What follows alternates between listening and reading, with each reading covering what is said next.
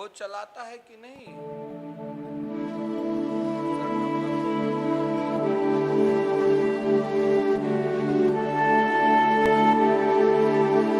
आप चालू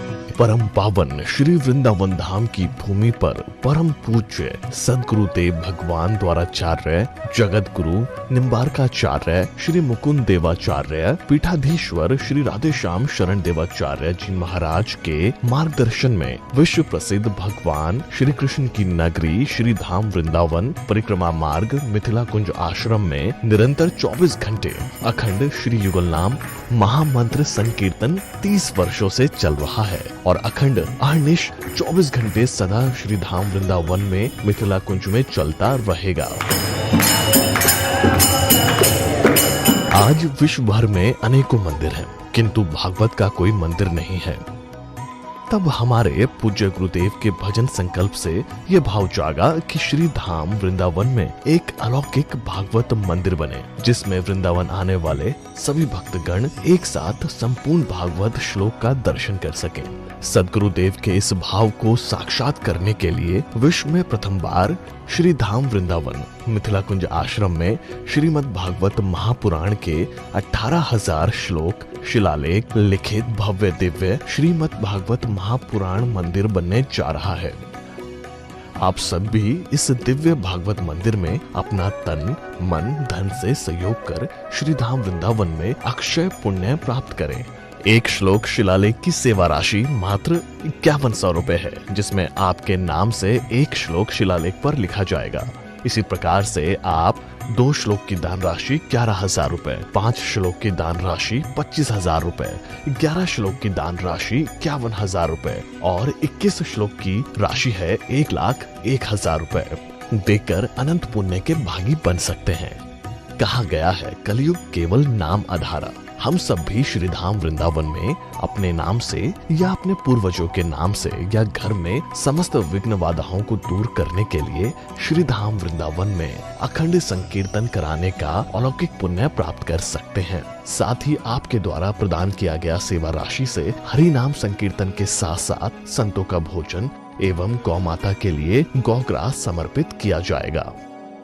आप निम्न राशि प्रदान कर सदस्यता ग्रहण कर सकते हैं। एक दिन का संकीर्तन राशि मात्र 1,500 रुपए, एक माह का संकीर्तन राशि मात्र 15,000 रुपए, 12 माह की संकीर्तन राशि मात्र 21,000 रुपए से आपके नाम से निरंतर अखंड श्री युगल नाम हरि नाम संकीर्तन के साथ साथ साल के 12 माह में 12 दिन 12 संतों का भोजन गौग्रास आदि सेवाएं आपके मरणोपरांत भी चलते रहेंगे। अतः आप एक छोटा सा संकल्प लेकर हमसे जुड़ सकते हैं और श्री धाम वृंदावन मिथिला कुंज आश्रम में आप आजीवन सदस्य रहेंगे। आप वृंदावन में जब भी आएंगे तो आपके रहने की निशुल्क व्यवस्था रहेगी। Account number 158505001309। अकाउंट होल्डर नाम Mithila Kunj trust, RTGS, NEFT, IFSC code ICIC 00010017, branch Vrindavan. Mobile number 9410810861। UPI Mithila Kunj trust @ICICI। ये संस्था 80G के अंतर्गत कर मुक्त है, जिसके द्वारा आप अपने दान पर टैक्स की छूट प्राप्त कर सकते हैं। आपके दान राशि की रसीद आपको बाय पोस्ट संस्था द्वारा भेजी जाएगी।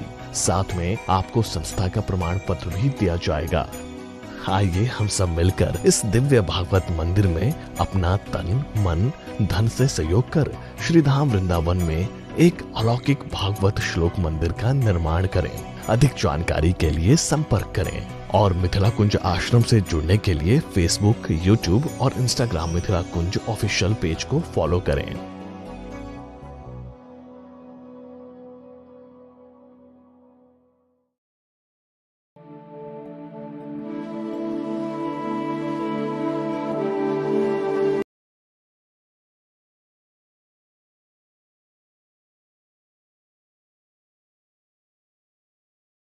करं प्रसन्नं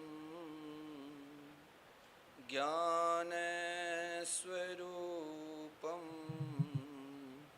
निजभावयुक्तं योगीन्द्रमेड्यं भवरोगवेद्यं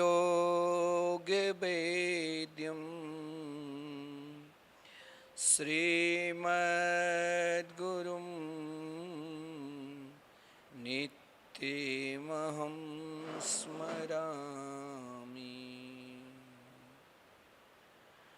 वाञ्छाकल्पतरुभ्यश्च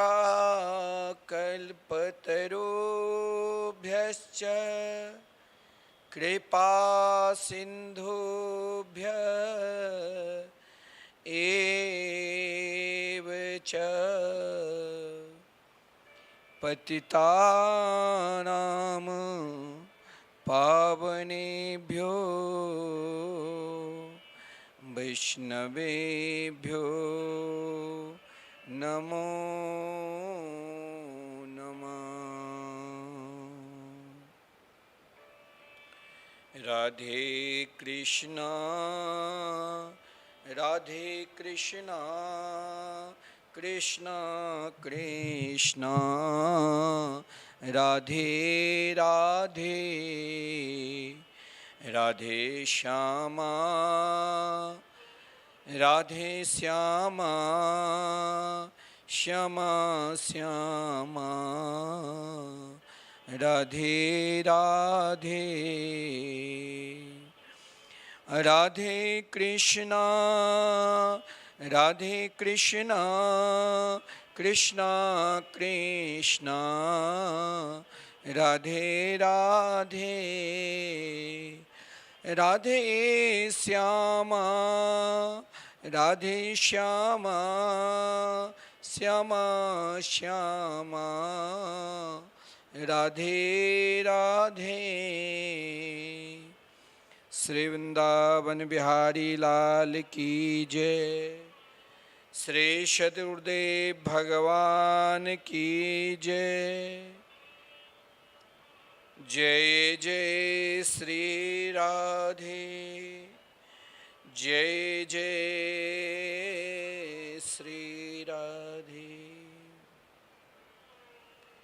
सभी भक्त वृंद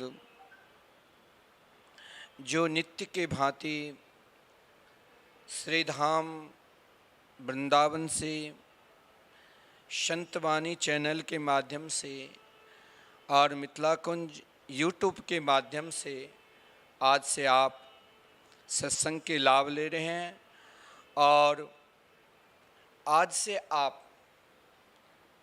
शाम 8:30 बजे से रात्रि 9:30 बजे तक संतवाणी चैनल के माध्यम से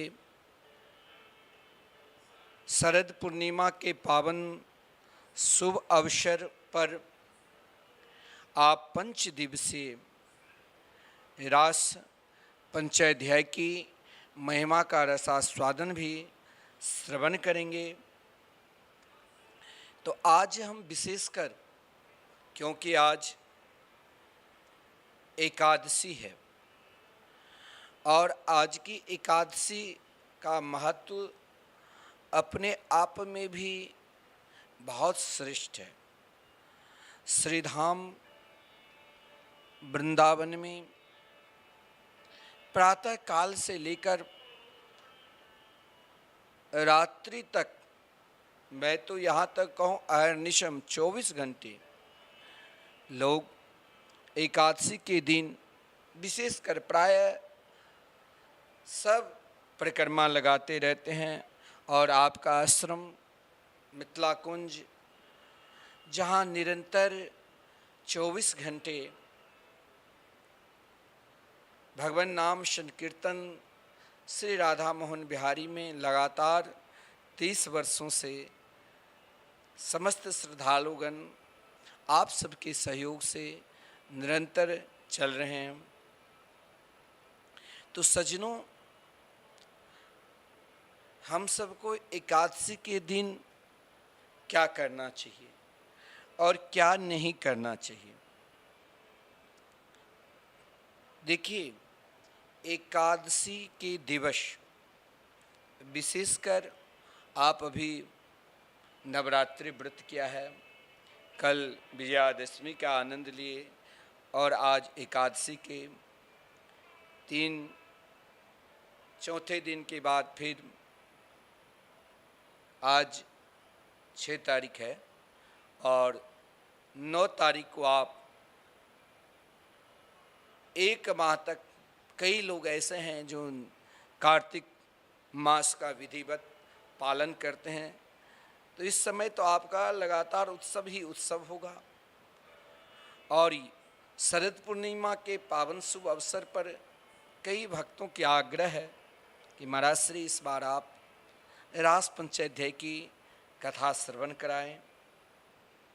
मैंने कहा कि रास पंचाध्याय तो अपने आप में, जहाँ बड़े बड़े विद्वान, बड़े बड़े संतों के मुख से मैं जो सुना वो ही श्रवण करा सकता हूँ। रास का तो वर्णन वही पूर्ण रूप से कर सकता है जो रस स्वरूप श्री कृष्ण के नाम रूप लीला धाम में स्वयं को निरंतर अहर्निशम समर्पित है। फिर भी संतों के मुख से, विद्वानों के मुख से जो हमने सुना वो आप सभी को श्रवण कराएंगे। लेकिन सज्जनों, आप रोज 7:30 बजे से 8:30 बजे तक निरंतर सत्संग के लाभ कई महीनों से ले रहे हैं। कई भक्तों की आग्रह हुआ कि आप थोड़ा सा समय परिवर्तन कर दीजिए, तो मैंने भी विचार किया और सभी से पूछा, सबका हाँ, कुछ समय का परिवर्तन होता तो बहुत अच्छा होता। तो मैंने इस समय को आग्रह किया, संतवाणी चैनल की जो व्यवस्थापक है सीओ साहब, उसने मान लिया और रात्रि 8:30 बजे से समय दिया। लेकिन सत्संग आप निरंतर मिथिला कुंज यूट्यूब चैनल के माध्यम से 8 बजे से रोज लाभ लेंगे, प्रातःकाल भी और रात्रि में भी। रात्रि में आप संतवाणी चैनल के माध्यम से और प्रातःकाल आप मिथिला कुंज यूट्यूब चैनल के माध्यम से लाभ लेंगे।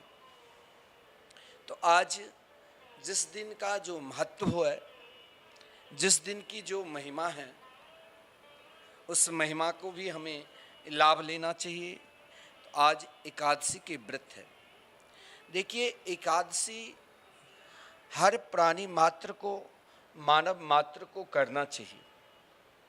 हो सकता है किसी पंथ में कहा गया हो कि नहीं, हम लोग अन्य पंथ के हैं, नहीं कर सकते हैं।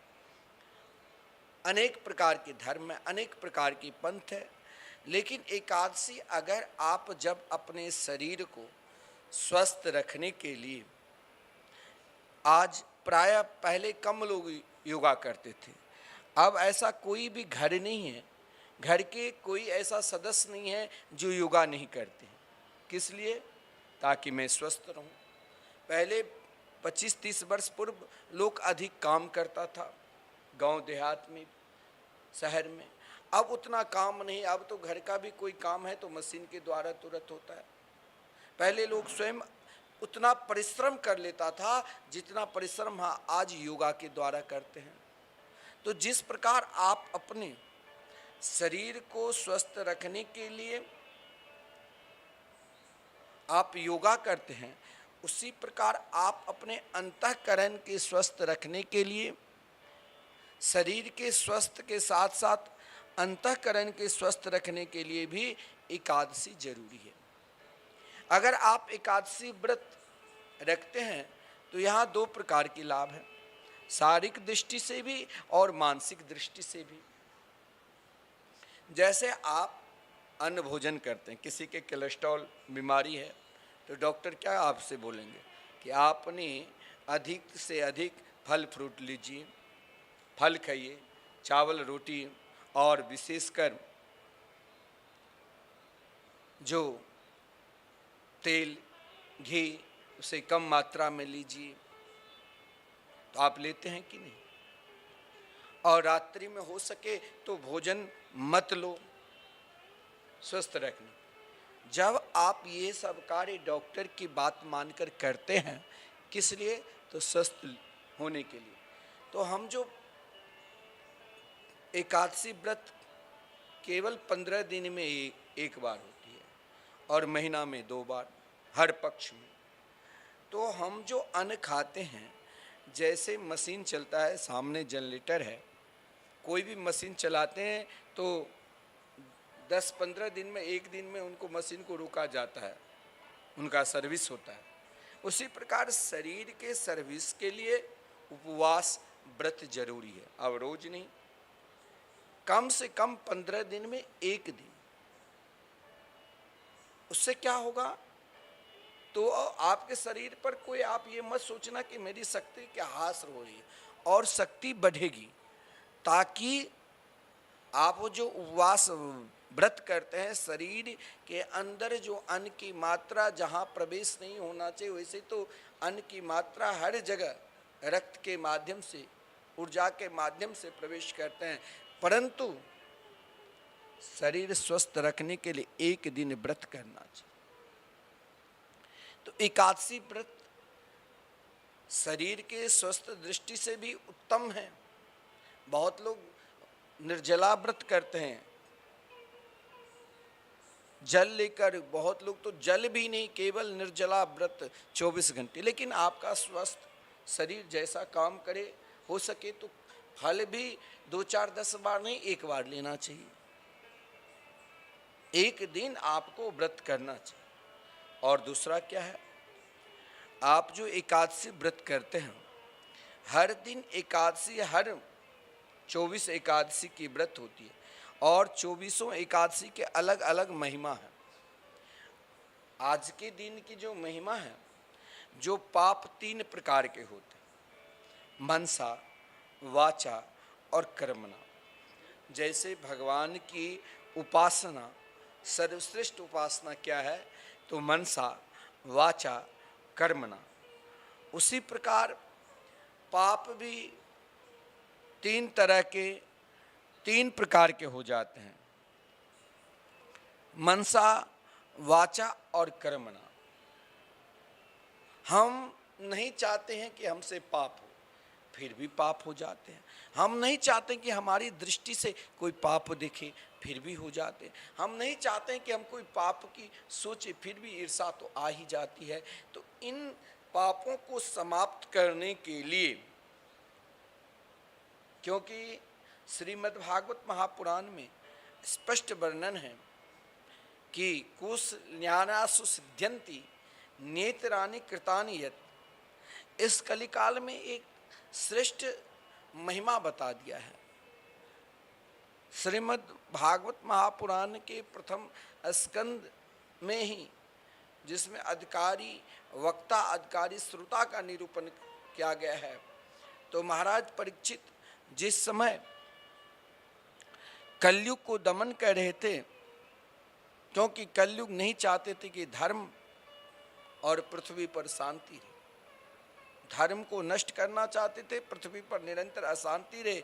तो कलयुग को जिस समय दमन करने लगे महाराज परीक्षित, तो कलयुग ने स्पष्ट कहा, महाराज मेरे अंदर अवगुण है, मानता हूँ, लेकिन जो गुण मेरे अंदर है वो गुण न सतयुग, न त्रेता, न द्वापर, किसी युग में नहीं। आप एक बात ध्यान रखना, कोई महान से महान पापी है, महान से महान अज्ञानी है, आप कहोगे केवल वो पाप में ही रहता है, महान अज्ञानी नहीं।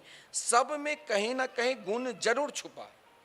अगर गुण नहीं होता तो इन 84 लाख योनि में, संतों ने कहा, महापुरुषों का सिद्धांत है कि इन 84 लाख योनि में ये जो मानव शरीर मिलता है ना सज्जनों, 2 अरब 98 करोड़ जन्म के बाद ये मानव शरीर हम सभी को मिलते हैं। और ये मानव शरीर जब प्राप्त होता है तो कुछ न कुछ तो गुण है। तो आप किसी को केवल आप यही मत कह देना कि महान पापी है। देखिए श्रीमद् भागवत महापुराण के महात्म्य भी धुंधकारी के चरित्र है। चाहे वो पाप करते करते भयंकर प्रेत बना, लेकिन उन प्रेत योनि में भी उसके अंदर एक ज्ञान की पुट कहीं ना कहीं था। और जो ज्ञान हमारे अंदर समाये हैं ना, वो ज्ञान कभी नष्ट नहीं होता है। कौन सा ज्ञान? तो जो परमात्मा मेरे अंदर समाये हुए हैं। हाँ, वो परमात्मा, आप अज्ञानी हो जाते हैं तो कुछ पल के लिए आप से मुख मोड़ लेते हैं। जैसे कोई किसी पर नाराज होकर उससे बोलते नहीं, उसी प्रकार आपसे मुख मोड़ लेते, लेकिन वो छोड़ते नहीं। छोड़ देंगे तो आप नष्ट हो जाओ। धुंधकारी चाहे भयंकर प्रेत बना, उस प्रेत योनि में भी ऐसा ज्ञान था, जिस कारण जब गोकर्ण जी को भयंकर रूप का दर्शन देने लग गया, कभी भैंस का तो कभी सिंह का, कभी सियार का, तो गोकर्ण जी ने कहा तुम तो महापापी हो। बोले मैं पापी हूं, मैंने अपने पाप के कारण सुक्ये नैव दोषेन, पाप होता है, आप दूसरे के ऊपर पाप का दोषारोपण कभी नहीं करना चाहिए। अगर आप दूसरे के ऊपर पाप का दोषारोपण करते हो तो आपका पाप कभी नष्ट होगा ही नहीं। आप धुंधकारी से भी अधिक महान से महान, जिस पाप का किसी शास्त्र में वर्णन नहीं है, वैसे पापी आप पाप करते हो और निरंतर दूसरे के ऊपर दोषारोपण करते हो। लेकिन धुंधकारी प्रेत योनि में भी अपने पाप का प्रायश्चित किया और सत्य बताया। किससे? तो महात्मा से। महात्मा को क्या कहा कि महाराज सुक्ये नैव दोषेना ब्रह्मत्वम नासितम मया, इसमें मेरा ही दोष है कि मैं आज तक परमात्मा को पहचाना ही नहीं, और ना पहचानने के कारण मेरा यहां तक पतन हुआ है। लेकिन आप उठाने वाले कौन है? जगाने वाले कौन होते हैं सज्जनों? संत महात्मा सद्गुरु, वो हमें जगाते हैं। तो एकादशी के व्रत हम यदि करते हैं तो उसका फल भी अपार है। जो मेरे अंदर तन से, मन से, मनसा वाचा कर्मणा किसी भी प्रकार के पाप है, 14 दिन तक अज्ञान में भी पाप हो जाता है और कभी कभी जान कर भी पाप हो जाता है। लेकिन देखिए भगवान कितने दयालु है। आप कहेंगे भगवान केवल दयालुता पूतना पर ही किया। जिस पूतना ने अपने स्तन में कालकूट नाम के विष लगा कर गई तो भगवान ने उसे मातृ स्थान दिया। भगवान तो मेरा कल्याण करेगा ही नहीं, वो इतने दयालु है जो मानव मात्र के कल्याण के लिए भगवान ने कहा एकादशी व्रत करो, एकादशी व्रत का पालन करो। आपने 14 दिन तक आपसे मनसा वाचा कर्मणा पाप हो गया है, 15वें दिन एकादशी करते हो ना, एक पक्ष के बाद आपने मन में विचार किया कि मुझे व्रत करना है, व्रत का पालन करना है। देखिए भाई ध्यान देना, व्रत के दिन कुछ कार्य नहीं करना चाहिए। जो आप पूर्व में कर चुके हैं वो नहीं। आप रोज भोजन खाते हैं ना, इसीलिए नहीं कहता आज उपवास करो, व्रत करो। लेकिन व्रत एक होता है, व्रत में भी 2 प्रकार के व्रत होते हैं। कल एक सज्जन ने फोन किया उसके घर से कि मेरे घर में देखिए मेरे पति 9 दिन तक तो शराब नहीं पिए और 10वें दिन क्या बताऊं आज इतना शराब पी रखा है जो उठकर खड़े भी नहीं होते हैं। ऐसा व्रत क्यों? ये व्रत करना तुम तो स्वयं अपने आप को ठग रहे हो। उस संपूर्ण व्रत का फल तुमने अधर्म में एक पल में ही नष्ट कर दिया। जैसे आपने कोई बर्तन में खीर बनाया, विशाल बर्तन में, और उसमें 1 छटा मिट्टी का तेल डाल दिया तो उसका स्वाद मिट्टी तेल जैसे बने।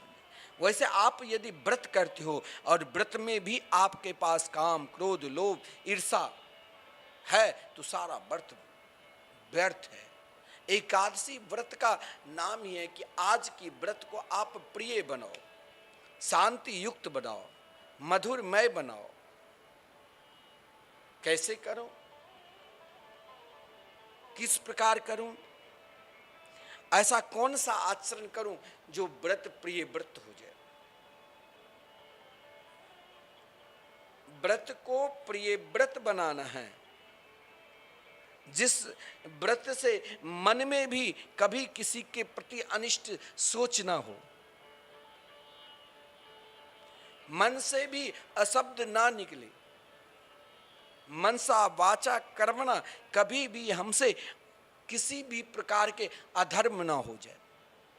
और ऐसा व्रत के यदि हमें पालन निरंतर करना है तो एकादशी व्रत करो। 24 एकादशी में इन व्रतों को पालन, एक दिन तो आप नियम पूर्वक पालन कर लो ना, केवल एक दिन। और ऐसा व्रत पालन करते हैं, एकादशी व्रत करने मात्र से कहा गया है संपूर्ण पाप को नष्ट हो जाता है। जितने भी मनसा वाचा कर्मणा जो भी हमसे पाप हुआ, संपूर्ण पापों के नष्ट करने की शक्ति एकादशी व्रत है। अब कैसे नष्ट, तो इसमें भगवान नारायण विष्णु से राधा कृष्ण की पूजा की महिमा बहुत बड़ी है। अब कार्तिक माह में कई लोग फोन करते हैं कि हमें उद्यापन करना है।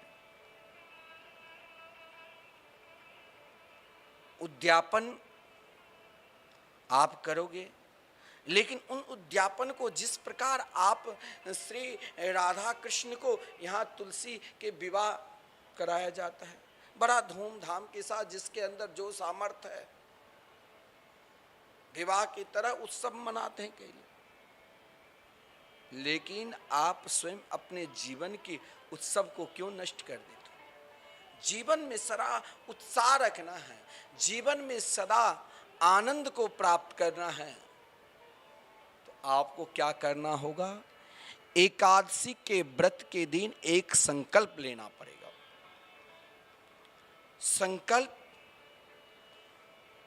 आपके समर्थ है तो गोदान की संकल्प लीजिए। कल एक सज्जन अपनी गौशाला में आए और गौ माता के दर्शन किया। शरीर में बीमार ग्रस्त था, लेकिन गौ माता देखते ही उनको शरीर को चाटने लगी। उसने कहा अब लगता है मेरी सारी पीड़ा नष्ट हो गई, गौदान क्या। और मैंने कहा गौग्रास की भी व्यवस्था करो। अभी गौग्रास के लिए भूमि की व्यवस्था हो चुकी है, पहले दिक्कत होती थी। वहीं पर आप जब गिरिराज गोवर्धन की ओर जाओगे तो बाटी गांव में जहाँ बहुला वन है, बहुला वन में संस्था की ओर से 5 एकड़ जगह है, जिसमें विशाल गौशाला गोचर भूमि का निर्माण होगा। गौ माता के लिए ग्रास की भी जरूरी है, तो वहाँ पर व्यवस्था हो रही है। जो भी श्री धाम वृंदावन में एकादशी के दिन गौ दान, गौ ग्रास निमित्त जो भी आपके समर्थ है, गोचर भूमि दान करना चाहते हैं, मात्र 1 गज के मात्र 3100 है। 3100 अधिक होता भी नहीं। और इस प्रकार आपके जितने भी सामर्थ्य है उस हिसाब से आप दान कर सकते हो। जमीन महंगा है, लेकिन अधिक लोग यदि उसमें सामर्थ्य करेंगे तो गौ माता के लिए बड़ी सुंदर वहाँ पर चारों तरफ बाउंड्री कर दिया गया है। अभी चल रहा है कार्य, चलता रहेगा। तो हमें एक संकल्प लेना चाहिए गौ सेवा की, अन्नदान की। आज ने संकल्प लिया, कल अन्नदान करो। और आज के दिन मैं आपसे कहता हूं कोई भी दान करने की प्रवृत्ति जाए ना जाए, लेकिन आज के दिन आपको भगवान नाम संकीर्तन की प्रवृत्ति जरूर हृदय में रखना चाहिए, इच्छा जरूर हृदय में रखना चाहिए। और आज के दिन एक संकल्प लो कि आज हम संपूर्ण दिन 24 घंटे एकादशी व्रत करते हो, संपूर्ण दिन भगवान के मंगलमय नाम के साथ रहेंगे। नाम के आश्रित रहेंगे, नामामृत में निरंतर समर्पित रहेंगे और नाम संकीर्तन जो निरंतर मैं प्राय रोज आप सभी से कहता भी हूँ, ताकि आपको भी निरंतर वृंदावन धाम की याद बनी रहे। और वृंदावन धाम की याद बनी रहेगी कैसे? आप जब श्री धाम वृंदावन में संकीर्तन कराओगे। ये संकीर्तन आज कई लोग, हजारों लोग एकादशी व्रत करते, कोई आता है मंदिर में 5 रुपये संकीर्तन के लिए दान कर देते हैं। संकीर्तन सेवा के लिए चाहे आपका जो भी भाव है, आप चाहे एक दिन का भी संकीर्तन कराते हैं ना, तो वो भी बहुत बड़ी उनकी महिमा है, उसकी महिमा कम नहीं है। एक दिन का संकीर्तन यहाँ मात्र 1500 कोई समर्पित करता है तो उनके नाम से 24 घंटे संकीर्तन होता है। आज एकादशी के दिन आपको काम हो तभी बोलो, नहीं तो अधिक नहीं बोलना चाहिए। मौन होकर हाथ में झोली माला लेकर भगवत भजन करना चाहिए। एकादशी के दिन निरंतर 24 घंटे भगवान के नाम के साथ में रहना चाहिए।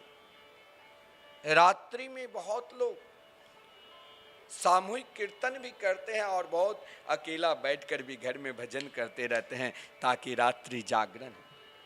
और रात्रि जागरण करने के पश्चात एक मिनट भी, एक पल भी अगर आज आप भगवान से हमें दूर होना नहीं चाहिए। एकादशी के दिन आप रसोई बनाओगे, माता लोग रसोई बनाती है, रसोई बनाकर फिर घर परिवार के सभी को भोजन कराना पड़ता है, फिर बर्तन साफ, समय निकल जाता है। लेकिन आज हमने इसीलिए व्रत कर रखा है ताकि कोई काम करना ही ना पड़े। लेकिन ये नहीं जो आप बेड पर जाकर सो जाओ, आज तो ये काम करना ही पड़ेगा सजनों।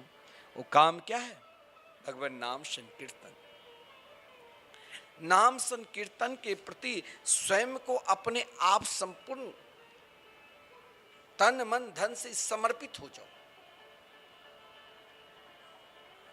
आप एक संकल्प लो कि हमें 24 एकादशी, जितने भी एकादशी व्रत होती है उतने दिन वृंदावन में संकीर्तन कराना है। और उतना यदि आपका ना भाव है तो यहाँ संस्था में एक व्यवस्था हुई है।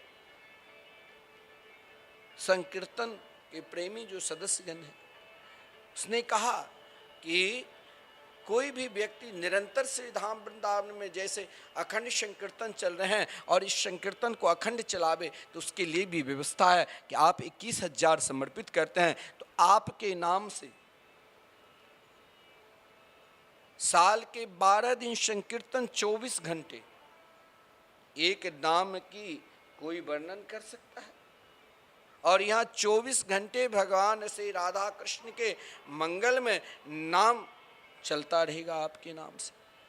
और बहुत लोगों को घर पर, जैसे आज आपने एकादशी की, कल द्वादशी व्रत, द्वादशी करना है तो वो अन्न लेने से पहले आप ब्राह्मण को जिमाते हैं, संतों को जिमाते हैं। लेकिन आपने एक ही बार कम से कम 21,000 समर्पित किया तो संकीर्तन भी आपके नाम से और नित्य एक संत सेवा चलता रहेगा। आज भी आपके नाम से फलाहार एक संत करेंगे, गौ माता की सेवा। देखिए कितने लाभ है सज्जनों। एकादशी व्रत, ये व्रत आज से नहीं किया जाता है। कहा गया है कि नंद बाबा भी निष्ठापूर्वक, क्योंकि नंद बाबा के चौथेपन कहा गया है जब आने वाले थे।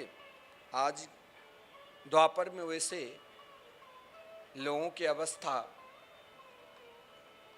1000 वर्ष तक होती थी, कलयुग में 100 वर्ष है। लेकिन नंद बाबा ने नित्य एकादशी व्रत की। देखिए एकादशी व्रत कोई आप सोचोगे ये ऐसा कौन सा व्रत है? ये व्रत उपासना की व्रत है, ये व्रत समर्पित का व्रत है, ये व्रत विश्वास का व्रत है कि परमात्मा के प्रति हमें कैसे विश्वास करना चाहिए, परमात्मा से हमें कैसा संबंध स्थापित करना चाहिए और परमात्मा में हमें कैसा समर्पित हो जाना चाहिए। ये तीनों का फल ही तो एकादशी व्रत है। एकादशी व्रत की इतनी महिमा है सज्जनों, जिसका वर्णन कौन कर सके। लेकिन इसका वर्णन का एक ही फल है, इस उपासना का एक ही फल है कि आप निरंतर आज कम से कम असत्य मत बोलो, आज कम से कम दूसरों को अनिष्ट मत सोचो, आज कम से कम आप एकमात्र मनसा वाचा कर्मणा कभी यह न सोचो कि किसी के बुराई हो, अधिक से अधिक परोपकार करो। सबसे बड़ा धर्म परोपकार धर्म, और इन परोपकार धर्म में भी सबसे बड़ा धर्म क्या है तो भगवान नाम दान, नाम संकीर्तन की दान। क्योंकि ये कितने बड़े परोपकार है।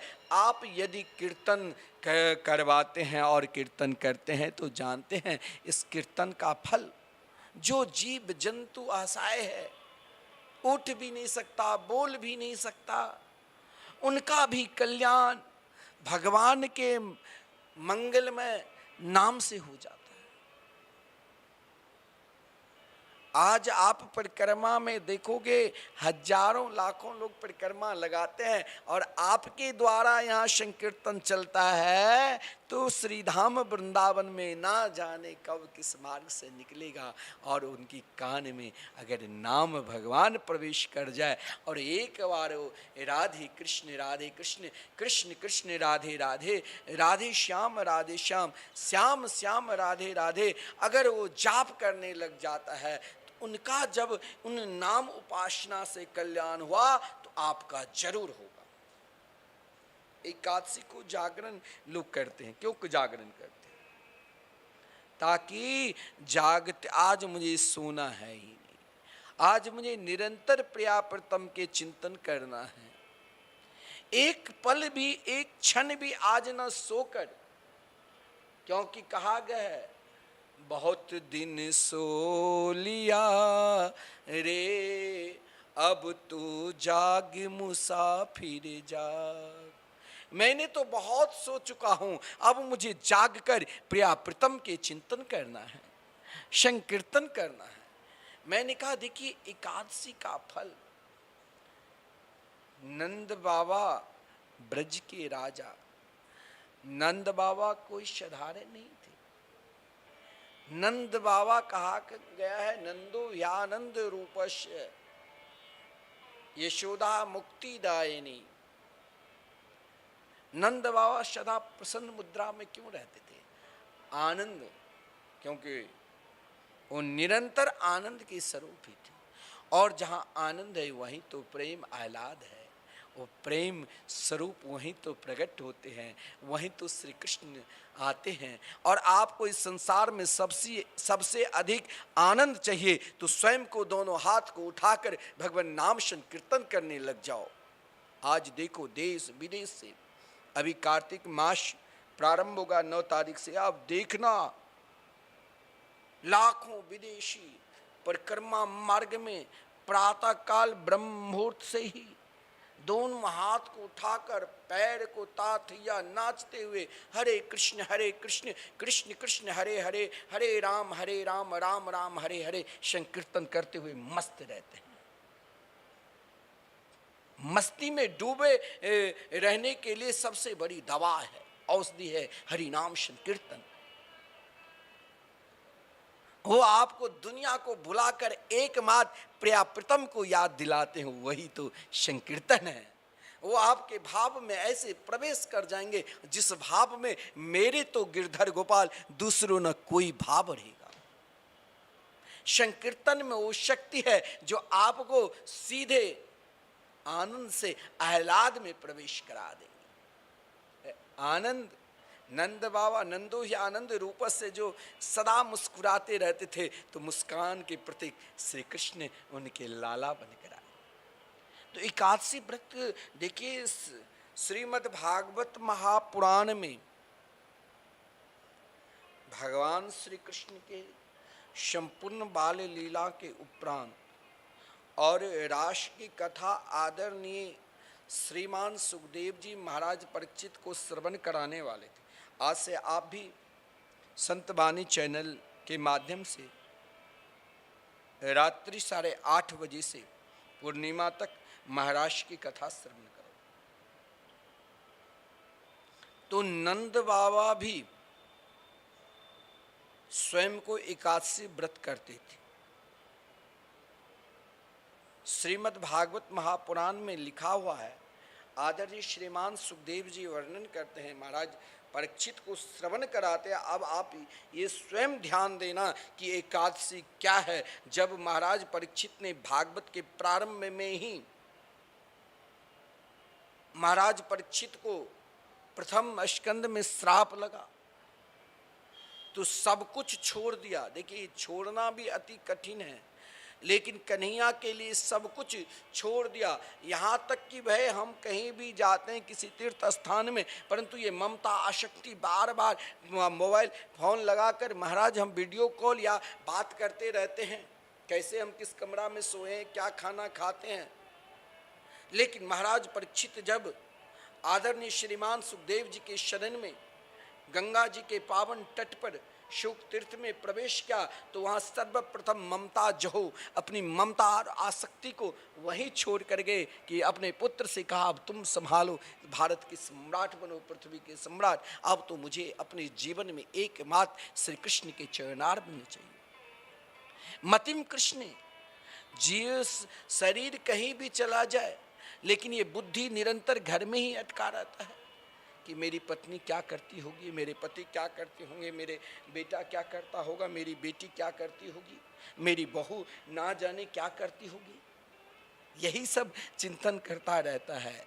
लेकिन महाराज परीक्षित ने एक पल में अपनी संपूर्ण बुद्धि को मतिम जो त्याग कर श्री कृष्ण के चरणार बिंद में लगा दिया था। और चरणार आप श्रद्धा के साथ कोई भगवत कार्य करो, देख लीजिए, उसका फल आपको तुरंत मिलेगा। श्रद्धानो महामना, एकमात्र अपने आप को भगवान में पूर्ण रूप से श्रद्धा पूर्वक समर्पित हो जाओ उनके भगवान नाम संकीर्तन में। नाम संकीर्तन आपको संपूर्ण शक्ति प्रदान कर दे। नाम संकीर्तन में स्वयं को डूब जाओ सज्जनों, इससे बड़ा कोई महाराज साधन इस कलिकाल में है ही नहीं। परमात्मा की प्राप्ति करने के लिए सबसे श्रेष्ठतम अगर कोई साधन है, औषधि है, तो एकमात्र भवोषधा क्षुत्र मनोभिरामात, मन को भी शांति चाहिए। एकमात्र भगवान नाम संकीर्तन से प्रेम करने लग जाओ। और मैं आपसे बार बार कहता हूं, आप जरूर श्रीधाम वृंदावन में संकीर्तन कराओ। संकीर्तन आप केवल अपने लिए, अपने पूर्वजों के लिए, अपने बच्चों के लिए भी, और स्वयं महाराज निरंतर भगवान में समर्पित रहे, इसलिए भी निरंतर एकमात्र भगवान नाम संकीर्तन कराओ। देखिए, एकादशी का महत्व सर्वश्रेष्ठ है। जो आदरणीय श्रीमान सुखदेव जी से महाराज परीक्षित ने प्रश्न किया कि जिस किसी को यह मालूम पड़ जाए कि मेरी मौत 7वें दिन होगी, उसे किस देवी देवता का नाम लेना चाहिए, किस देवता की उपासना करना चाहिए और किस देवता के शरण में जाना चाहिए, तो आदरणीय श्रीमान सुखदेव जी ने संपूर्ण भागवत का संपूर्ण सार तत्व एक श्लोक में ही बता दिया था।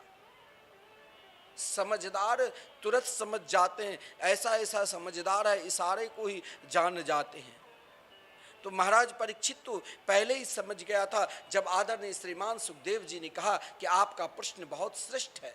आप संपूर्ण जीव मात्र के लिए, मानव मात्र के कल्याणार्थ के लिए प्रश्न है। मरना तो सभी को पड़ेगा ही, चाहे आज मरो चाहे कभी मरो, लेकिन अपने जीवन को सुधारना है और परमात्मा के सानिध्य में रहना है और नित्य मुस्कुराते रहना है। तो एकमात्र तस्मात् भारत सर्वात्मा भगवान हरिश्वर, भगवान के शरण में चले जाओ और भगवान के शरण में जाकर उनके मंगलमय नाम की महिमा का गुणगान करो। नाम की महिमा का भी 3 मार्ग है। भगवान की कथा श्रवण करो, भगवान के कीर्तन करो और उनके चिंतन करो, लेकिन उसी क्रम में संपूर्ण आनंद के स्वरूप का जब वर्णन करे थे, भगवान ने कैसे माखन चोरी किया, किस प्रकार भगवान ने बाल लीला की और कैसे गिरिराज पर्वत को अपनी कनिष्ठिका उंगली पर 7 दिन 7 रात तक भगवान ने रखा। लेकिन उन महिमा को सुनाते सुनाते आदरणीय श्रीमान सुखदेव जी सीधे महाराष्ट्र में प्रवेश से पूर्व आदरणीय परीक्षित को एकादशी की महिमा श्रवण कराए। और एकादशी की महिमा क्या है वो अब स्वयं समझ जाओ। अपने पितरों की मुक्ति के लिए, अपना कल्याण के लिए आप श्रीमद् भागवत कथा करवाते हो और सुनते हो। और इस बार आप कार्तिक मास में 1 माह तक संपूर्ण कार्तिक महीना में आप श्रीमद् भागवत कथामृत का रसास्वादन करेंगे। तो श्रीमद् भागवत महापुराण में आदरणीय श्रीमान सुखदेव जी रास लीला से पूर्व ही, महाराज की कथा श्रवण कराने से पूर्व भी एकादशी की महिमा श्रवण कराए। श्रीमद् भागवत में आदरणीय श्रीमान सुखदेव जी ने कहा, एकादश्याम निराहार समभ्यर्च्य जनार्दनम स्नातुम नंदस्तु कालिंद्या द्वादशायाम जलमाविशत। श्रीमान सुखदेव जी महाराज कहते हैं महाराज परीक्षित से कि नंद बाबा ने जो एकादशी की वो एकादशी आगे आएगी। उस एकादशी के यानी कार्तिक शुक्ल पक्ष एकादशी के वर्णन है श्रीमद् भागवत महापुराण में। लेकिन नंद बाबा जो एकादशी की भगवान की पूजा प्रातः काल ब्रह्म मुहूर्त में ही एकादशी के दिन हमें उठ जाना चाहिए और तब से ही भगवान की सेवा पूजा में निरंतर लग जाना चाहिए। और नंद बाबा तो भगवान की पूजा दिन में तो क्या है, लेकिन रात्रि में सोचा आज जागरण करके निरंतर उनके मंगलमय नाम का गुणगान करो। देखिए, भगवान नाम संकीर्तन स्वयं भगवान के पिता भी संकीर्तन करते हैं, स्वयं भगवान की माता भी संकीर्तन करते हैं और स्वयं भगवान श्री कृष्ण भी जब कभी कभी किसी उलझन में आ जाते हैं तो अपनी नाम की महिमा को गुणगान करने लग जाते हैं। नाम इस कली काल में क्या श्रेष्ठ है सो आप यहाँ समझे। नंद बाबा ने एकादशी व्रत की और विधि पूर्वक एकादशी का पालन किया, मौन होकर केवल आज दिन भर पूजा पाठ श्री कृष्ण के मंगलमय, परमात्मा के मंगलमय नाम का चिंतन किया और रात्रि में जागरण कर सोचा कि आज संपूर्ण रात्रि में जाकर संपूर्ण ब्रजवासियों से भी कहा आप सब भी जागृत करते हुए भगवान नाम कीर्तन का जाप करो जब तक द्वादशी तिथि न आ जाए। नंद बाबा रात्रि में जागरण कर दिन से ही पूजा पाठ प्रारंभ कर दिया और रात्रि में संकीर्तन, जैसे आप श्रीधाम वृंदावन में संकीर्तन कराते हैं, कई भक्तों के फोन आते हैं, ये तो भाग संकीर्तन रूपी समुद्र है, इसमें तो आपका जल रहेगा ही। आज आप आज भी दान करते हो तो आपके नाम से संकीर्तन होगा ही, क्योंकि एक संकीर्तन 1-2 दिन, 1 मास, 1-2-4 वर्ष के लिए नहीं है, ये तो लगातार अखंड आजन्म चलता रहेगा, जैसे 30 वर्षों से चल रहे हैं और आगे चलते रहेंगे। नंद बाबा ने रात्रि में जागरण किया, लेकिन हमारे शास्त्र में नियम भी है, नियम है तभी तो हम नियम को मानकर चलते हैं, चाहे कोई माने ना माने, लेकिन धर्म में जो नियम, वेद में जो नियम बता दिया है वो तो सभी को मानना पड़ेगा, चाहे कोई भी धर्म पंथ। वो कहते मैं इस धर्म को नहीं मानता, अरे तुम नहीं मानते हो तो देखो धर्म से ही तो तुमने पहचाना कि ये मेरी पत्नी है, धर्म से ही तो तुमने पहचाना ये मेरी पुत्री है, धर्म से ही तो तुमने पहचाना कि मेरी बहन है, ये मेरी माता है, तो धर्म कैसे नहीं मानते हो? सब मानता है। हमारे पूज्य गुरुदेव कहा करते हैं कि नास्तिक के दृष्टि में कहीं ना कहीं आस्तिक का भाव छुपा हुआ है, इसीलिए वो कहता है धर्म नहीं है, लेकिन उनकी दृष्टि में भी धर्म है। अगर धर्म नहीं है तो वो पत्नी के साथ जो व्यवहार करते हो क्या अपनी पुत्री के साथ करें? धर्म ही तो ये पहचाना कि ये मेरी पत्नी है, ये मेरी पुत्री है, ये मेरे पुत्र है, ये मेरी माता है, ये मेरी चाची है, ये मेरी मौसी है, ये धर्म ही तो सिखाते हैं। तो आप कहते हो मैं कि धर्म कोई कैसे नहीं मानता? धर्म का पालन तो सभी को करना पड़ता है। तो शास्त्र में सब धर्मों का नियम है कि शास्त्र में यहाँ तक कहा गया है कि जितने भी नदी हैं उन नदी में कहा गया है कि रात्रि के बेला में, रात्रि 10 बजे से लेकर सुबह ब्रह्म मुहूर्त तक नदी, किसी भी तीर्थ स्थान में आप हो तो नदी में स्नान नहीं करना चाहिए। केवल सिर्फ गंगा नदी को छोड़कर, गंगा नदी में ये विधान नहीं है, गंगा नदी को छोड़कर संपूर्ण नदियों में ये नियम है। नंद बाबा ने रात्रि में जागरण किया और ब्रह्म मुहूर्त में कुछ समय था, सोचा अब द्वादशी तिथि तो प्रारंभ हो चुकी है, उसने स्नान करने के लिए यमुना जी में गए और यमुना जी में जो ही प्रवेश किया तो वरुण देव की सेवक ने नंद बाबा को सीधे लेकर चले गए। कहाँ? वरुण लोग। वरुण देव ने देखा अरे भगवान के साक्षात पिता है, सभी ने नंद बाबा की पूजा की, अर्चना की। इधर प्रातः काल के बेला जब हुआ तो सब जगह एक ही चर्चा कि नंद बाबा यमुना जी में प्रवेश किए, लेकिन अभी तक आए नहीं। कहीं यमुना जी में तो डूब नहीं गए? जैसे अभी यमुना जी का जल एकदम इतना सुंदर दिव्य चल रही है धारा, बाढ़ है। अभी परिक्रमा में भी आपको थोड़ा मोड़ कर जाना पड़ेगा किसी घाट पर। अभी हम तो रोज परिक्रमा करते हैं तो 5-6 दिन से जो मार्ग है उस मार्ग से थोड़ी सी अलग दूसरे मार्ग से जाना पड़ता है, क्योंकि मार्ग में पानी भरा हुआ है। तो देखा कि कहीं बाढ़ आ चुका है, पानी भरा हुआ है, जिस कारण नंद बाबा कहीं क्षमा तो नहीं गए। लेकिन ब्रजवासी का विश्वास, प्रेम सीखना है तो कुछ दिन ब्रज में रहना ही पड़ेगा। प्रेम को प्राप्त करना है तो ब्रज में रहकर कोई महात्मा संत ब्रजवासियों के चरणार बिंद के निकट रहो और वहां निकट रहकर उनकी सेवा करो। जिस प्रकार आपका समर्थ है उससे सर्वप्रथम आपका अभिमान दूर होगा और अभिमान दूर होने के बाद आपके हृदय में से कृष्ण प्रेम प्राप्त होगा। प्रेम आपको कहीं और जगह प्रेम नहीं मिलेगा। प्रेम शास्त्र को पहचानना है तो ब्रज में ही आना पड़ेगा। चाहे भगवान श्री कृष्ण ने अपने मित्र, अपने सखा उद्धव जी जैसे ज्ञानी, जिसके अंदर महाराज हम सबके एक बुद्धि है, लेकिन उद्धव जी की 100 बुद्धि की सोच थी, 100 बुद्धि था। बृहस्पति जी के शिष्य ज्ञानी रहते हुए भी, लेकिन श्री कृष्ण ने कहा आप मेरे प्रेम को भी प्राप्त कर लो, तो ब्रज में आना पड़ा।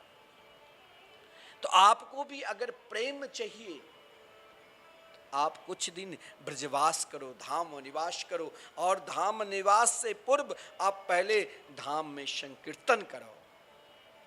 नाम से जोड़ोगे तभी तो नामी की प्राप्ति होगी, और नाम से नहीं जोड़ोगे तो नामी की प्राप्ति कैसे होगी। तो नंद बाबा रात्रि के समय ही, ध्यान देना, नोट कर लेना कि रात्रि 10 बजे से लेकर 4 बजे तक किसी भी नदी में प्रवेश करके नहीं प्रवेश करना चाहिए, केवल गंगा नदी को छोड़कर कहा गया। ये शास्त्र विरुद्ध है। अगर आप रात्रि 10 बजे के बाद नदी में प्रवेश करके स्नान भी करते हैं या कोई भी वो जल भी स्पर्श करते हैं तो उसे महाराज कहा गया है कि वो उत्तम नहीं माना जाएगा। नंद बाबा ने प्रवेश किया, वरुण देव के दूत ने, यक्ष ने उसे वरुण लोक ले गया। वरुण देव ने देखा कि अरे महाराज साक्षात भगवान श्री कृष्ण के पिता है। बहुत पूजा अर्चना की, लेकिन जिसके हृदय में एक बार आपके हृदय में ब्रज के प्रेम समा गया है ना, तो आपको बार बार वृंदावन आना ही पड़ेगा। आपके हृदय में एक बार भगवान नाम संकीर्तन समा गए ना, तो आप कई बार, हमारे कई भक्त हैं जो घर में बच्चे का जन्मदिन भी होता है तो पहले संकीर्तन कराते हैं, पति पत्नी के शादी के वर्षगांठ मनाते तो पहले संकीर्तन कराते हैं, घर में कोई भी उत्सव करते तो पहले संकीर्तन कराते हैं। ऐसा भी भक्त है जो सब कुछ, घर का जो भी उत्सव होगा तो पहले श्रीधाम वृंदावन में संकीर्तन कराएंगे, तभी उत्सव मनाते हैं। ब्रजवासियों के हृदय में विश्वास था, वरुण लोक में उत्सव चलने लग गया कि जहाँ भगवान श्री कृष्ण के पिता आए हैं, जहाँ नाम जापक है वहाँ तो नामी को आना ही पड़ेगा। जहाँ नाम है और वहाँ नामी तो जरूर आएंगे। संपूर्ण ब्रह्म वरुण लोक में विश्वास हो गया कि श्री कृष्ण के दर्शन जरूर मिलेंगे, क्योंकि नंद बाबा के रोम रोम से श्री कृष्ण नाम निकल रहे हैं, कन्हैया कन्हैया पुकार रहे हैं। इधर ब्रजवासियों के अंदर प्रेम देखिए, निष्ठा देखिए। संपूर्ण ब्रजवासी ने खोज लिया और खोजते हुए सब श्री कृष्ण के पास आ गए। कन्हैया आप कहाँ? कन्हैया ने कहा मैं तो यहाँ ही पर हूँ। बोले बाबा नहीं मिल रहा है, जरा बाबा को खोजो। ब्रजवासियों को प्रेम को देकर श्री कृष्ण ने यमुना जी में प्रवेश किए और सीधे वरुण लोक गए। वरुण लोक में पिता को देखा कि समस्त यक्ष लोग स्तुति कर रहे हैं, पूजा कर रहे हैं, वरुण देव भी। वरुण देव ने जब श्री कृष्ण को देखा तो साष्टांग प्रणाम किया और भगवान के दर्शन से वरुण देव उनका रोम रोम आनंद से खिल उठा और उसके बाद भगवान की सुंदर स्तुति की निवेदन किया। और वरुण देव ने क्या कहा, ध्यान से सुनना। नमस्तुभ्यं भगवते ब्राह्मणे परमात्मने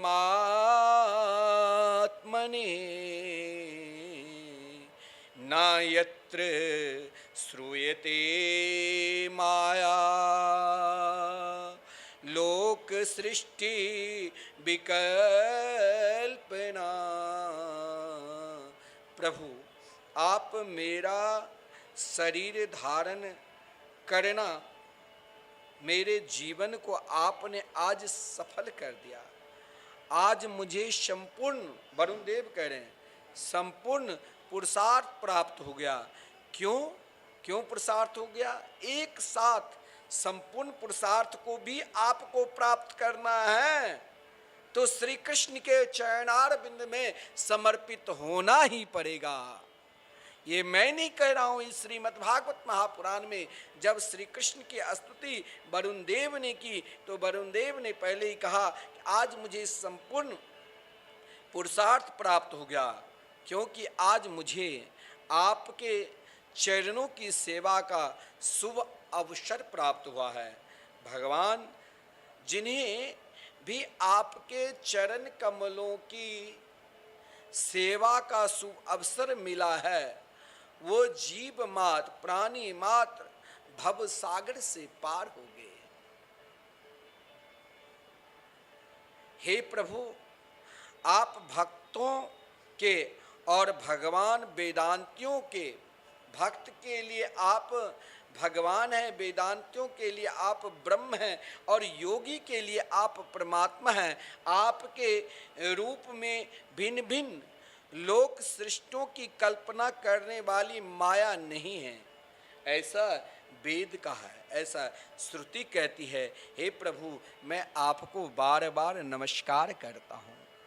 वरुण देव इधर स्तुति कर रहे हैं, लेकिन नंद बाबा ने कहा कन्हैया मुझे सीधे वृंदावन ले चलो, यहाँ तो मुझे बहुत स्वागत सत्कार मिला, लेकिन जो रस बरस रहत ब्रजमाई शो रस तीनों लोक में नाही। यही तो ब्रज है, यही तो वृंदावन है। कहा गया है जा रज को सुर नर मुनि तर से सो रज शीस नवायो भाग बरो वृंदावन पायो। और इस वृंदावन में आप जहाँ निरंतर 24 घंटे अखंड संकीर्तन चल रहे हैं, और आज श्री धाम वृंदावन में एकादशी के दिन आज आपने मन में संकल्प लिया कि हमें 24 घंटे श्री कृष्ण के साथ रहना है, और आप एक दिन का संकीर्तन कराते हैं, आप ही सोचना कितना महत्व है। नंद बाबा आया जब संपूर्ण ब्रजवासियों को वरुण लोक को वर्णन करके श्रवण कराए और कहा कन्हैया तो वहाँ साक्षात भगवान के रूप में थे। अब तो सबका अगर हे कन्हैया आपने तो मुझे सब कुछ, जब आप यमुना के जल प्रदूषित हो गया था, कालिए दह को आप कालिए नाग को दमन करके निकाल दिए, अब मैं तो उसी दिन जान गए आप भगवान हो। जब आपने अग्नि पान के तब ही मैं जान गए भगवान है। और जब आप कनिष्ठा उंगली पर 7 दिन 7 रात्रि तक अहर्निशम राज पर्वत उठाए, तब भी भगवान आप हो, लेकिन आपने कभी नहीं स्वीकार किया मैं भगवान हूँ। आज नंद बाबा कह रहे हैं कि मेरे पुत्र, पहले नंद बाबा भी नहीं मानते थे, नंद बाबा तो कनुआ बलुआ कहकर पुकारते थे, कन्हैया को कनुआ और बलदेव भैया को बलुआ, लेकिन आप तो साक्षात ब्रह्म परमात्मा हैं। अगर आप ब्रह्म हैं तो एक बार हमें भी अपने ब्रह्मलोक वैकुंठ लोक दर्शन करा दो। भगवान ने कहा ठीक है। शब नेत्र बंद किया, यमुना जी में प्रवेश की और सीधे वैकुंठ लोक गए। वहाँ ईश्वर की पूजा, वहाँ प्रेम की पूजा नहीं है। भगवान के संपूर्ण सखाओं ने कहा कि मुझे नहीं ऐश्वर्य चाहिए, मुझे तो केवल हे श्याम सुंदर मुझे प्रेम चाहिए, मुझे तो केवल श्रीधाम वृंदावन चाहिए। और जो ही कन्हैया से प्रार्थना की, सब पुनः वृंदावन आ गए। देखिए, प्रेम को प्राप्त करना है तो बार बार वृंदावन आओ, और ये प्रेम तब ही मिलेगा जब आप निरंतर से राधा कृष्ण के मधुर में आनंदमय नाम संकीर्तन के प्रति प्रेम करोगे, नाम जाप करोगे। आज एकादशी के दिन है तो आप अधिक से अधिक नाम जाप करो और नाम संकीर्तन श्रीधाम वृंदावन में श्री राधा मोहन मंदिर में जो निरंतर 24 घंटे लगातार चल रहे हैं, आप भी एक दिन का संकीर्तन करो। और आज रात्रि से शरद पूर्णिमा के पावन शुभ अवसर पर आप संत वाणी के चैनल के माध्यम से और मिथिला कुंज यूट्यूब चैनल के माध्यम से ठीक 8:30 बजे से आप महाराज की कथा का भी रसास्वादन करेंगे। आइए 2 बार हम सब भगवान नाम संकीर्तन करते हैं। राधे कृष्ण कृष्ण कृष्ण कृष्ण राधे राधे राधे श्याम राधे श्यामा श्याम श्याम राधे राधे।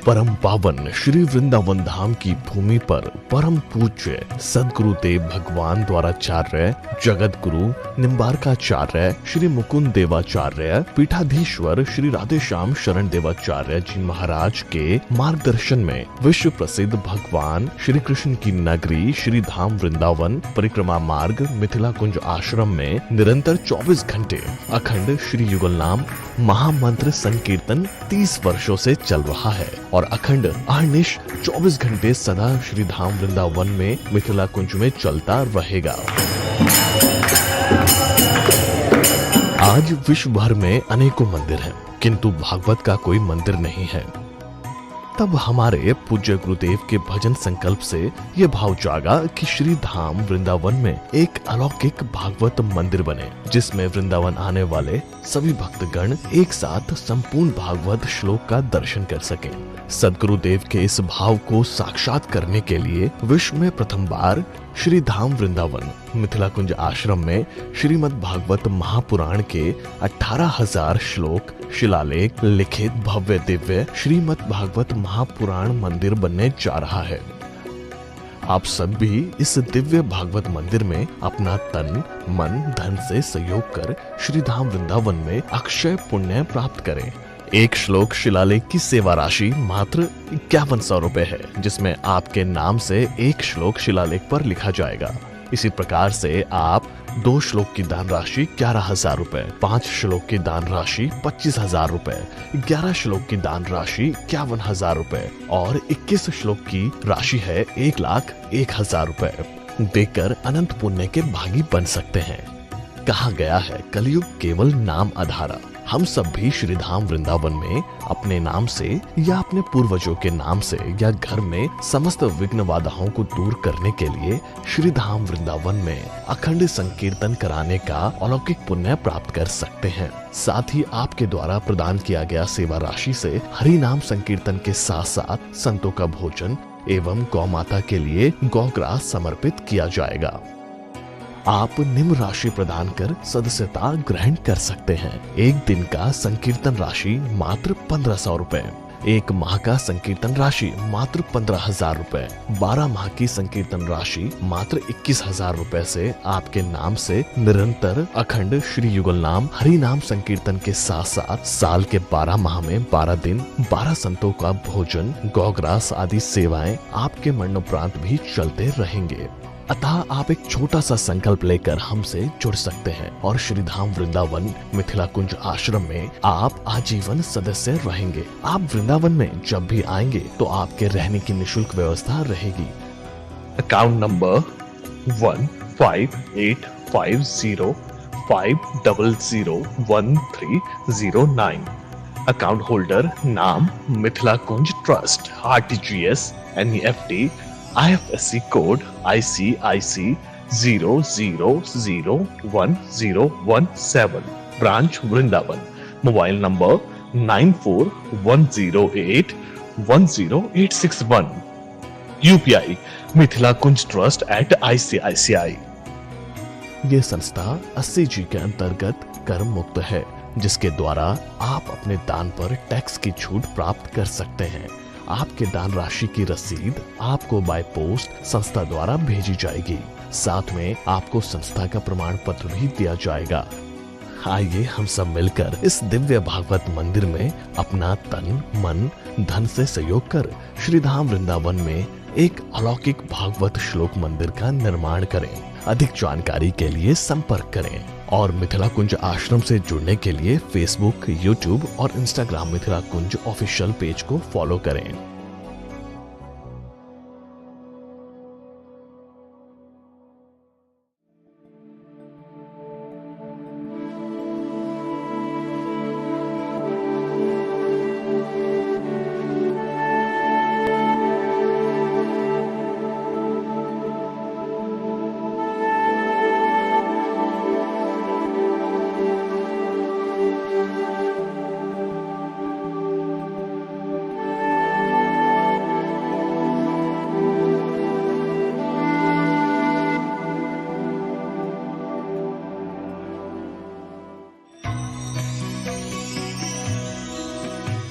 परम पावन